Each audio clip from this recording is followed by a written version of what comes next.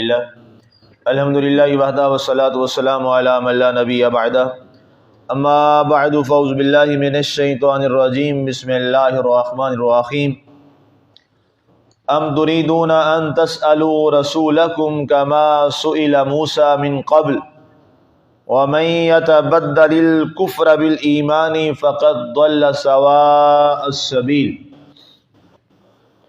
کیا تم ارادہ رکھتے ہو کہ سوال پوچھو اپنے رسول صلی اللہ علیہ وسلم سے جیسا کہ اس سے پہلے موسیٰ علیہ السلام سے سوال پوچھے گئے، اور وہ شخص جو ایمان کو کفر سے بدل لیتا ہے تو سمجھو کہ یقیناً وہ سیدھی راہ سے بھٹک گیا۔ سامعین، آج ہماری سورہ البقرہ شریف کی آیہ مبارکہ نمبر 108 تک کی تلاوت و ترجمہ کا شرف نصیب ہوا۔ گزشتہ درس مبارک میں ہماری آیہ مبارکہ نمبر 107 میں اس حوالہ سے بات چل رہی تھی کہ اس کائنات کی ساری بادشاہی میرے اللہ کے پاس، آسمانوں اور زمینوں کا بادشاہ اللہ ہے۔ اس کے بعد آج کی آیہ مبارکہ میں ایک نیا موضوع ہے، اور اس کا شان نزول یہ ہے کہ کچھ یہودی بارگاہ رسالت مآب صلی اللہ علیہ وآلہ وسلم میں حاضر ہوئے اور آ کے یہ عرض کیا کہ اے اللہ کے نبی، ہمیں آپ پر نازل ہونے والا یہ جو کلام جس کا آپ ذکر کرتے ہیں قرآن پاک کا، اس میں احکام آتے ہیں، پھر اس کے بعد نیا حکم آتا ہے، پہلے والا تبدیل ہو جاتا ہے، ناسخ و منسوخ کی جو میں بات پرسوں و ترسوں میں نے آپ سے کی تھی۔ تو انہوں نے کہا جی ہمیں اس طرح کا کلام یا قرآن ہمیں پسند اور قابل قبول نہیں ہے، نعوذ باللہ۔ آپ ہمارے پاس وہ کلام لے آئیں جیسے ہمارے موسیٰ علیہ السلام، ہمارے نبی اکٹھی ایک بار ہی پوری تورات لے کر آئے تھے۔ آپ پورا قرآن یک بارگی لے آئیں۔ آپ فرماتے ہیں جی آج مجھ پہ ایک آیت اتری، آج 2 آیتیں اتری، آج یہ سورہ اتری، آج فلاں سورہ میرے اوپر اتری، آج یہ نازل ہوئی، اور آپ کا قرآن جو ہے، آپ کے اوپر نازل ہونے والی کتاب، وہ آہستہ آہستہ جو ہے وہ آ رہی ہے، تو ہم اس کو نہیں مانتے۔ باقی سارے نبیوں پہ جو کتابیں آئی ہیں وہ اکٹھی آئی ہیں، یک بارگی آئی ہیں، تو آپ بھی اکٹھا قرآن لے آئیں، ہم اس کو مان لیں گے۔ ایک تو یہ شان نزول لکھا امام فخر الدین رازی نے تفسیر کبیر کے اندر، اور اس کے بعد ایک اور یہ لکھا گیا کہ ایک مشرک وہ آیا اور بعد نے کہا کہ اس وقت ظاہر ہے وہ ظاہری طور پر تو وہ کلمہ پڑھنے کے قریب آ چکا تھا، لیکن اس کا اندر جو ہے وہ منافقانہ تھا۔ وہ آیا اور اس نے آ کے کہا کہ عبداللہ بن امیہ مخزومی اس کا نام تھا، اس نے کہا کہ جی میں آپ پر ایمان لے آتا ہوں اور آپ کو مانتا ہوں اور آپ کے ساتھ چلنے کو تیار ہوں ہر لحاظ سے، لیکن آپ یہ کام کریں کہ یہ جو صفا اور مروہ ہے نا، اس کو آپ سونے کا بنا دیں۔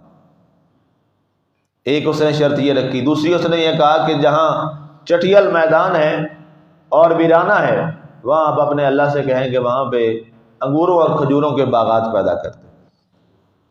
اور تیسری بات کہ اگر آپ سچے رسول ہیں تو میرے نام کا اللہ کی طرف سے خط آ جائے، چٹھی آ جائے، اور اس میں یہ لکھا ہو کہ تم ہمارے اس نبی کو، یہ سچا ہے، اس پر ایمان لے آؤ، تو میں اس بات کو تسلیم کر لوں گا۔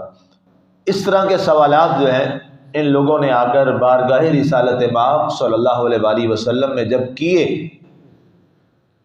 یہ عبداللہ بن امیہ مخزومی اور یہودیوں نے آ کر، تو اس پر اللہ تعالیٰ نے یہ آیہ مبارکہ نازل فرمائی اور ارشاد فرمایا، اے محبوب ان کو آپ فرما دیجئے، ام تریدون ان تسألوا رسولکم کما سئل موسیٰ من قبل، کیا تم یہ چاہتے ہو کہ تم پوچھو اپنے رسول صلی اللہ علیہ وسلم سے اس طرح کے سوالات جو پہلے موسیٰ علیہ السلام سے کیے گئے؟ وہ قوم بھی یہی کہتی تھی، کبھی کہتی تھی ہمیں یہاں پتھروں سے پانی نکال دیں، آپ نے چشمے جاری کر دیے، کبھی کہتے یہاں جی ہمارے لیے دھوپ بڑی ہے، ہم جہاد کر رہے ہیں، لڑ رہے ہیں، ہمارے اوپر آسمان سے بادل کا ٹکڑا جو ہے وہ اوپر کروا دیں، وہ مقام تی کے اندر یہ آپ نے کروایا، ہمارے لیے جو ہے یہ باغات کم پڑ گئے ہیں، ہمارے لیے اناج اور یہ پھل کا بندوبست کر دیں۔ فرمایا یہ نہیں ہے کہ ہمارے نبی یہ کر نہیں سکتے، ہمارے نبی اور ہمارے محبوب، ہمارے رسول جو چاہیں گے ہم وہی کر دیں گے۔ اور ایسا ہوا بھی ہے، کئی معجزات جو ہیں وہ اس طرح کے ہیں۔ ایک شخص آیا اور اس نے آ کے یہ کہا کہ اے اللہ کے نبی، میں آپ پر ایمان لے آؤں گا، یہ جو سامنے درخت کھڑا ہے یہ چل کر آپ کے پاس آ جائے تو میں ایمان لے آتا ہوں۔ آپ علیہ الصلوۃ والسلام نے فرمایا جاؤ اسے میرا پیغام دو کہ تمہیں محمد مصطفیٰ صلی اللہ علیہ وسلم، جاؤ۔ وہ شخص گیا اور اس نے اسی طرح کہا۔ محدثین نے لکھا کہ درخت پہلے اس طرف ہوا، پھر اس طرف، پھر آگے، پھر پیچھے، اور جڑوں سے اکھڑ کر چلتا ہوا سیدھا بارگاہ رسالت مآب صلی اللہ علیہ وسلم میں آ گیا۔ اس طرح کا ایک اور معجزہ امام بخاری نے لکھا ہے کہ ایک کافر آیا اور اس نے کہا کہ جی یہ جو کھجور جس کے اوپر اتنا خوبصورت یہ گچھا کھجوروں کا لٹک رہا ہے نا، اگر یہ ابھی آپ کہیں اور یہ ٹوٹ کر میرے پاس آ جائے میں آپ پہ ایمان لے آؤں۔ آقا کریم علیہ السلام نے اس کو فرمایا کہ مخاطب کر کے کہ تم نیچے آؤ اس کے پاس۔ وہ وہاں سے ٹوٹا، اور کمال بات یہ ہے کہ گرا نہیں ہے، ٹوٹنے کے بعد جیسے کوئی بندہ درخت پہ چڑھتا ہے نا اور پھر اترتا ہے نیچے، وہ اسی طرح تنے کی طرف سے اترتا ہوا چلتا ہوا آقا کی بارگاہ میں حاضر ہو گیا۔ اب جب اس نے کہا یہ تو کام ہو گیا، اس نے کہا جی اچھا اب یوں کریں کہ یہ واپس جہاں سے ٹوٹا ہے نا وہیں لگ جائے تو میں ایمان لے آؤں۔ آپ نے فرمایا فرض ہے، لوٹ جا واپس۔ وہ اسی طرح جیسے بندہ درخت پہ چڑھتا ہے تنے کی طرف سے چڑھا اور جہاں سے ٹوٹا تھا وہیں دوبارہ لگ گیا۔ اب یہ معجزات بہت بڑے معجزات ہیں، پورا ایک چیپٹر ہے اسلام کے اندر معجزات نبوی صلی اللہ علیہ وسلم کا، اور ہزاروں معجزات ہیں ہمارے پیارے نبی صلی اللہ علیہ وآلہ وسلم۔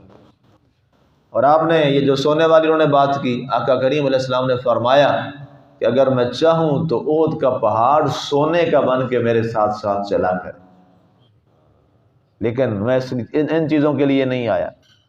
مال و زر اور یہ چیزیں ان کو میں نے اپنے قدموں میں دفن کر دیا ہے، اس لیے کہ یہ تمہارے لیے بڑی آزمائش ہے۔ تو اس پہ فرمایا گیا کہ اے لوگو، تم موسیٰ علیہ السلام والے جو سوالات ان کی قوم نے، ان کی امت نے ان سے کیے، اور پھر وہ اس کے بعد وہ ہلاک ہو گئے۔ وہ جو بہانے اور ہیلے کرنے والے لوگ تھے انہوں نے موسیٰ علیہ السلام کو پھر بھی تسلیم نہ کیا، اور ہر بار موسیٰ علیہ السلام کی نافرمانی کر دیتے۔ وَمَن يَتَبَدَّلِ الْكُفْرَ بِالْإِيمَانِ، اور وہ شخص جو ایمان کو کفر سے بدل لیتا ہے، ایمان کو کفر کے ساتھ ان باتوں کی وجہ سے انکار کر کر کے اپنے ایمان کو ضائع کر لیتا ہے، فَقَدْ ضَلَّ سَوَاءَ السَّبِيلِ، تو یاد رکھیے پس تحقیق وہ گمراہ ہو گیا اور سیدھی راہ سے بھٹک گیا۔ اے امت مصطفیٰ صلی اللہ علیہ وآلہ وسلم، جب تم ایمان لا چکے ہو اور تم نے کلمہ توحید و رسالت کا اقرار کر لیا، لا الہ الا اللہ محمد رسول اللہ صلی اللہ علیہ وآلہ وسلم، تو پھر اس پر قائم ہو جاؤ اور اس پر ڈٹ جاؤ کہ اللہ وحدہ لا شریک ہمارا معبود برحق ہے، اور حضرت محمد الرسول اللہ صلی اللہ علیہ وآلہ وسلم اللہ کے سچے اور آخری نبی اور رسول ہیں۔ فرمایا اس کو کبھی تبدیل نہ کرنا۔ اگر تم نے اس بارے میں کوئی سوالات سوچے اور ہمارے نبی صلی اللہ علیہ وسلم سے وہ سوالات کیے جو بنی اسرائیل نے جناب موسیٰ علیہ السلام سے کیے تھے، تو پھر یاد رکھنا جیسے وہ تباہ و برباد ہو گئے اور وہ ایمان سے بھٹک گئے اور وہ گمراہ ہو گئے، تو فرمایا مبادا کہیں تم بھی گمراہ نہ ہو جاؤ۔ اب یہ اس پہ لکھا ہے مفسرین نے کہ مسلمان کے لیے خدا نخواستہ ایک لمحہ کے لیے بھی اگر اپنے نبی صلی اللہ علیہ وآلہ وسلم کے بارے میں کوئی نقص و تنقیص کا پہلو ایک لمحہ بھر کے لیے بھی اگر ذہن میں آ گیا تو انسان اسی وقت دائرہ اسلام سے خارج ہو گیا۔ یہ یاد رکھیے، بہت حساس معاملہ ہے۔ امام اعظم ابو حنیفہ رضی اللہ تعالی عنہ، آپ کے خلیفہ، آپ کے نائب اور آپ کے شاگرد اور فقہ حنفی کے بانیوں میں آپ کا نام ہے، حضرت قاضی ابو یوسف رحمۃ اللہ تعالی علیہ، بہت بڑے امام ہیں، آپ قاضی بھی رہے۔ آپ ایک جگہ موجود تھے کھانے کے موقع پر، تو کھانے میں جہاں باقی چیزیں تھی تو وہاں کدو شریف بھی پکا ہوا تھا، تو ایک شخص کو وہ پیش کیا کہ اس نے کہا جی مجھے پسند نہیں ہے۔ آپ نے فرمایا اس کو کوڑے مارو۔ سالن اس نے یہ جملہ بولا کہ یہ مجھے پسند نہیں ہے۔ آپ نے فرمایا اسے کوڑے لگائے جائیں، ریاستی سطح پر اسے کوڑے مارے گئے۔ لوگوں نے پوچھا جی آپ نے اس کی کیا قصور کیا، اس کو آپ نے کوڑے لگوا دیے؟ ظاہر قاضی تھے، آرڈر تو عمل ہو گیا، وجہ کیا بنی؟ فرمایا اس نے کدو شریف کو ناپسند کیا ہے، حالانکہ میرے محبوب نے فرمایا مجھے پسند۔ اندازہ کیجئے، یہ ہے تقویٰ، یہ ہے ایمان۔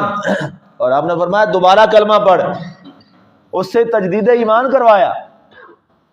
آج ہم کتنی حضور کی پسندیدہ چیزوں کو ہم ناپسند کرتے ہیں، نعوذ باللہ نعوذ باللہ۔ یہ واقعہ ہمیں ہر لمحہ ذہن میں رکھنا چاہیے۔ ایک سالن ہے، ایک سبزی ہے، تو انہوں نے اس پر کوڑے مروا دیے کہ تم نے میرے نبی صلی اللہ علیہ وسلم کی پسند کو ناپسند کیسے کہا؟ یہ سبزی میرے نبی کو پسند تھی، آقا فرماتے تھے مجھے کدو پسند ہے، کدو شریف۔ انہوں نے کہا جو جو میرے نبی کی پسند ہے ہمارا وہی ایمان ہے، اور رسول بھی یہی ہے، محبت کا تقاضا بھی ہے۔ محبت کے اصولوں میں سے یہ بنیادی اصول ہے، تو اس لیے یہ بڑا حساس معاملہ ہے، بہت سینسیٹیو ایشو ہے یہ۔ اس لیے ہمیں کبھی بھی کسی دین کے معاملے میں بات کرتے ہوئے بڑی احتیاط برتنی چاہیے۔ لوگ آج کل ایک ٹرینڈ بن گیا ہے، بے لاگ تبصرے، بے لاگ باتیں، اور اگر بندہ پوچھ لے آتا نورانی قاعدہ بھی نہیں ہوتا۔ ایک اسلام رہ گیا جس پہ ہر ایک کی جو دل چاہتا ہے شروع ہو جاتا ہے۔ باقی کوئی بھی ٹاپک ہو تو کہتے ہیں اس کا اسپیشلسٹ ہونا چاہیے جی، تب اس پہ وہ بات کرے۔ لیکن دین کے بارے میں ایویں جناب وہ کوئی اٹھے گا تو شروع ہو جائے گا۔ دین پہ بات کرتے ہوئے بہت احتیاط کی ضرورت ہے۔ جب تک اس چیز کے بارے آپ کو پورا نالج نہ ہو آپ اس کو نہ چھیڑیں۔ ہو سکتا ہے کہیں آپ بات کرتے کرتے آپ بندہ ایمان سے ہی نکل جائے۔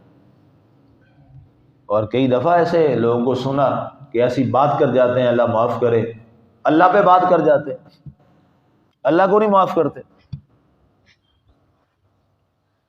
بعض دفعہ کئی دفعہ ایسا ہوتا ہے، ایک عام طور پہ یہ جملہ سننے کو کئی بار ملا، کوئی شخص جس پہ کوئی ایک مصیبت آئی، آزمائش آئی، اللہ کی طرف سے ساری چیزیں ہوتی ہیں اور اس کو ماننا ہمارے ایمان کا حصہ ہے۔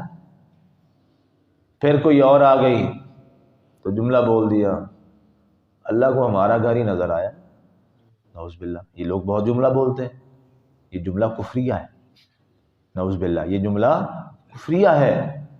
اللہ سے آپ کیا نعوذ باللہ اللہ نے کسی سے پوچھ کے کوئی کام کرنا ہے؟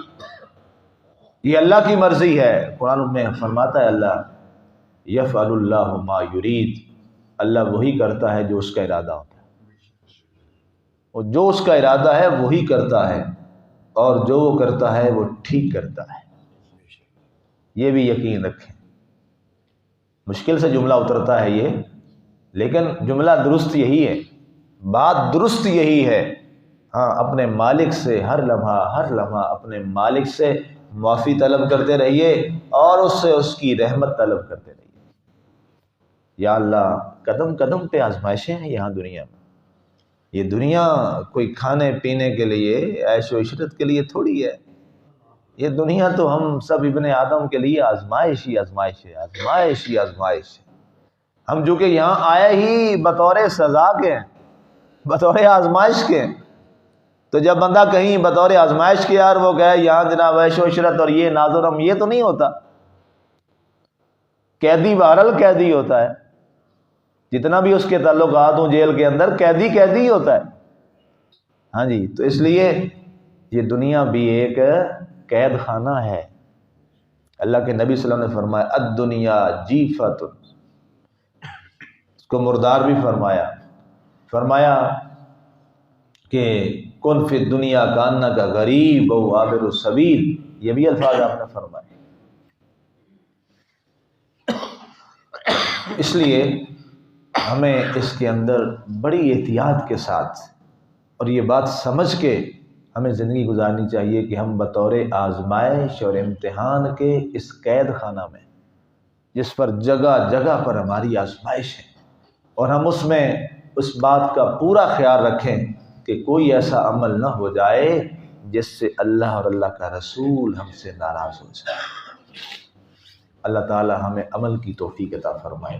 اور یہ قرآن پاک ہمارے لیے مینارہ نور ہے، صاحب قرآن کی زندگی، آپ کی سیرت ہمارے لیے مینارہ نور ہے۔ ہمیں زندگی گزارنے کے بہترین انداز ہمارے نبی صلی اللہ علیہ وسلم نے عطا فرمائے ہیں، ہم نے کیسے گزارنے ہیں، اللہ ہمیں ان کو سامنے رکھ کر اپنی زندگی گزارنے کی توفیق دے۔ آمین وما علینا الا البلاغ المبین۔